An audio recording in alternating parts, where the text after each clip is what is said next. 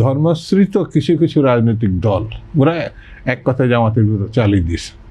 এই যে আপনি দেখেন না, এই যে সর্বশেষ রামিসা যে মেয়েটি, যে হাসি খুশি একটা মেয়ের ছবি এসছে, তার ও যে মানে কি বলে ওটাকে ধর্ষণ করা হয়েছে, হত্যা করছে, ওই ছেলেটি শিবিরের ছেলে হিসাবে পত্রপত্রিকায় আসছে।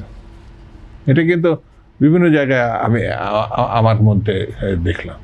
এবং শিবির নামে বিভিন্ন জায়গায় বা জামাত ইসলামের নামে, তো আমি এটা তো ধর্মশ্রেষ্ঠ, তো একটা জামাতে ইসলাম নিয়ে তারা ইসলামকে তারা তাদের রাজনীতির সঙ্গে ট্যাগ করছে।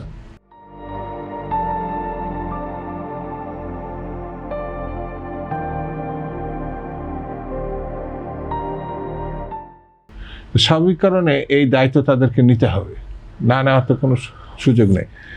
ম্যাক্সিমাম এটা যে রতনের বলতে গিয়েও বলতে পারছে না, সেটা হচ্ছে এই ম্যাক্সিমাম জায়গায় দেখা যাচ্ছে শিশু যেভাবে আমরা সোশ্যাল মিডিয়াতে দেখছে, মানে ওই যে মাদ্রাসা কেন্দ্রিক কিছু কিছু মাদ্রাসা, আমাদের শিক্ষার কিন্তু মূল ভিত্তি ছিল মাদ্রাসা একসময়, আমাদের ওই জায়গাতেই কিন্তু শিক্ষাটা উঠে এসছে। কিন্তু এখন যে মাদ্রাসাগুলো যেভাবে মানে বাচ্চাদেরকে উপর নির্যাতন করা হচ্ছে এবং বলাৎকারের প্রশ্নগুলো সামনে চলে আসছে, এবং আজকেও বোধহয় একটা ছেলে গলায় দড়ি দিছে, ছোট্ট একটা মাদ্রাসার ছেলে টয়লেটের মধ্যে। তো সে ওই একই অপমান সহ্য করতে পারেনি বলে আত্মহত্যার পথ বেছে নিয়েছে।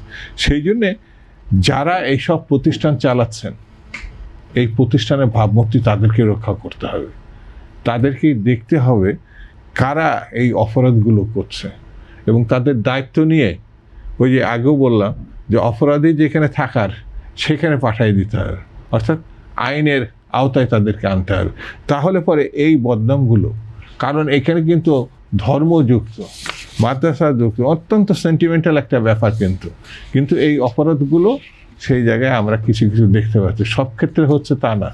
সেই জায়গায় কঠোর হতে হবে। আমাদের এই কঠোর হওয়া ছাড়া অন্য কোনো পথ আছে এটা আমার কাছে মনে হয় না।